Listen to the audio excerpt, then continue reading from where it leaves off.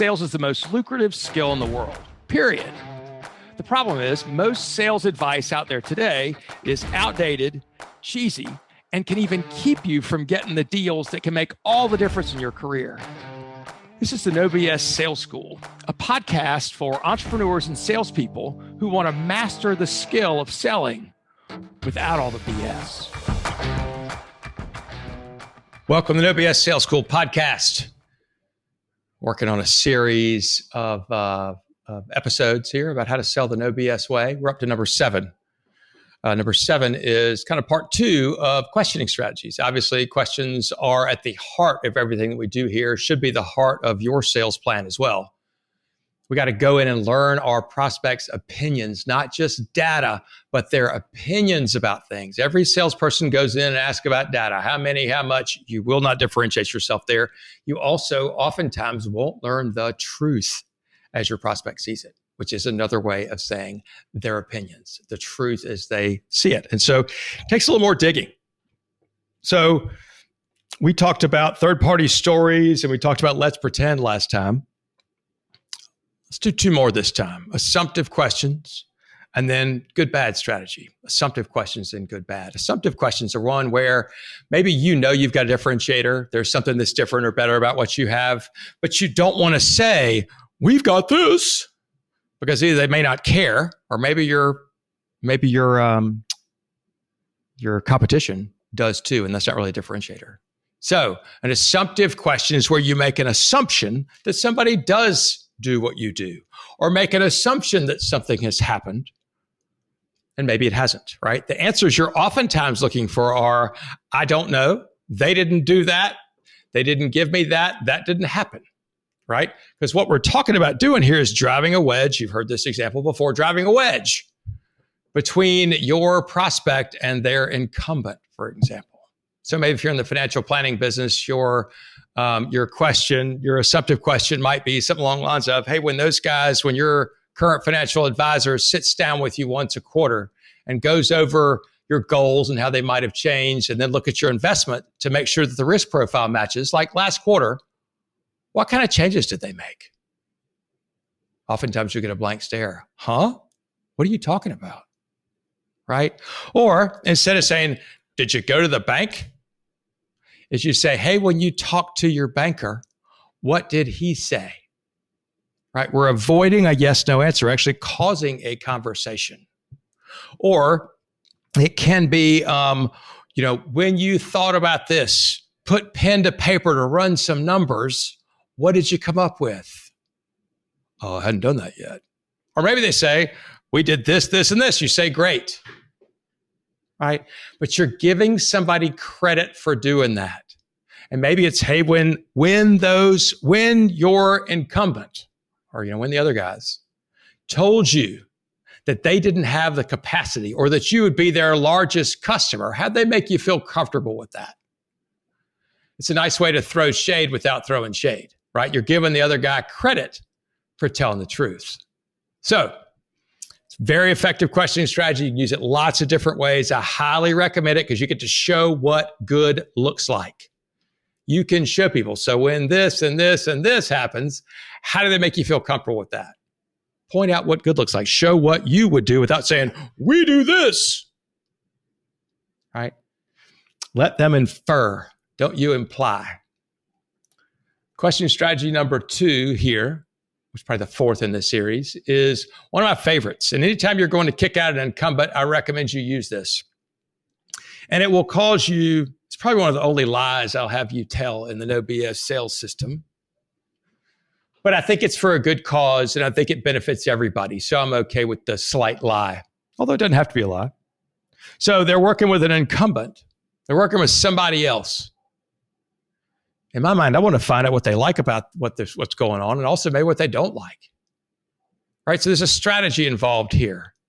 Because so the first thing I'm going to ask is, so who are you working with now? Or maybe I know you're working with Smith Company. I'm going to ask maybe how long you've been working with them, because I'm sincerely curious. By the way, that's the baseline of everything we do, is sincere curiosity, and certainly the basis of our questioning strategies. It's not questions for question's sake. It's sincere curiosity. So you might ask, how long are you working with so-and-so? Or maybe you say, who you working with? Smith and Company. What a great company. That's the only lie. You may not think they're a great company. Maybe it's Dewey, Cheatham, and Howe. I still want you to say, what a great company, or great choice. Because here's the thing. If you say, Dewey, Cheatham, and Howe, those guys suck, what you're telling your prospect is, you made a stupid decision. You're stupid. Well, I promise nobody wants to be called stupid, and doubly so from a freaking salesperson.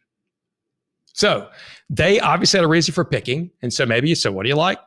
What do you like best about them? Well, they do this and this. And maybe what you'll get are some kind of intellectual answers. They show up on time. They're nice people. I want you to agree with those things.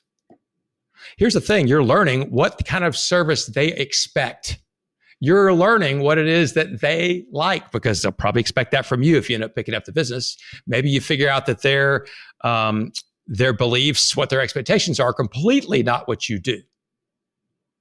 So find out what they like. Tell me what you like most about how they're handling it. What else? What else? What else? Get it all out there.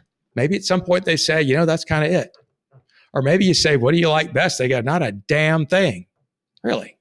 I'm surprised. Right? But ask the question. Don't assume you know. What do you like best? And then you can flip it over and say, here's my guess. I mean, I know we're not perfect. I can't imagine those other folks, our competitors, are perfect. If there were one thing you wish they did better or differently, what would that be? One thing you wish they did better differently, what would that be? See, that's a specific question. If you ask the question like, is there anything they could do better? Well, they'll think, yeah, probably not. But if you ask a specific question, one thing, chances are you get a specific answer. So maybe they say, well, they don't see, if you're in the insurance business, they don't seem to go to market with, I don't think they go to market to find better options for me. I don't want you as a salesperson to bite on the first one. I want you to say, yeah, what else? What else? What else? If you can get 2 or 3 or 4 things out, that's freaking awesome. Right? That's how, then you've got a menu of things that you can work on those problems and see how important they are to them. Right?